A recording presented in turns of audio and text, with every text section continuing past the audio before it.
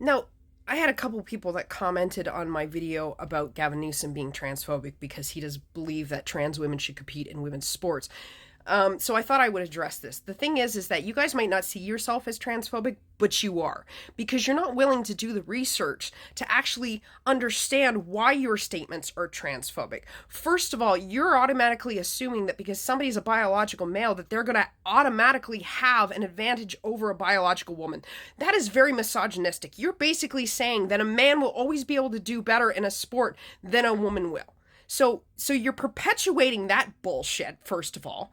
Secondly, you're only making it about trans women. You're telling me that there aren't women out there that are built muscular, that have been confused as being men or have mannish type bodies. Nobody's telling them that they can't compete against a skinny, 100-pound wet woman in sports. No, it's only being about trans women, right? Because automatically people think because they're a man that they're going to have an advantage. But the thing is that there are women out there that are built stronger and taller and have an advantage because they just grew up that way. They just ended up naturally becoming like that. So, and the problem is that when you perpetuate these whole things about trans women having an advantage and that it's unfair that they're allowed to play in women's sports, you know what happens? Then people start attacking the women in sports that are not following that whole feminine, dainty viewpoint that society expects them to be. For example, that boxer that was winning in the Olympics there, Imara Khalif, right? Because she wasn't, feminine enough for everyone, and some friggin' boxing agency claimed that they had to run a DNA test on her, and she had XY chromosomes, they were claiming that she was trans. She was absolutely brutally attacked for that, though 100% she is a biological woman. So when you guys perpetuate this bullshit, you attack cis women as well. You make it even harder for women in sports. You're not making it easier. So no, what you are saying is friggin' utter bullshit. Because, between them not having an advantage because you'll have trans athletes that will be on estrogen, so it actually lessens their testosterone and lessens their chance. Two, how many trans women do you know that are dominating fucking sports right now?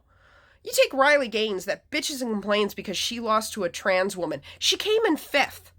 The woman that came in first wasn't trans. It was a cis woman.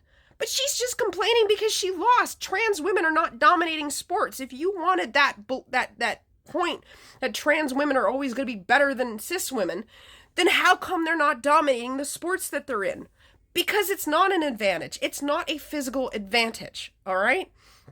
And what I love about these conversations is that everyone forgets that trans men exist.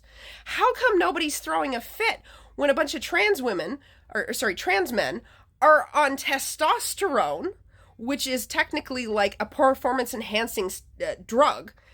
They can go and they can box, and nobody's bitching about them. It's like the narrative is always about on trans women because they want to look at it as they're being predatory.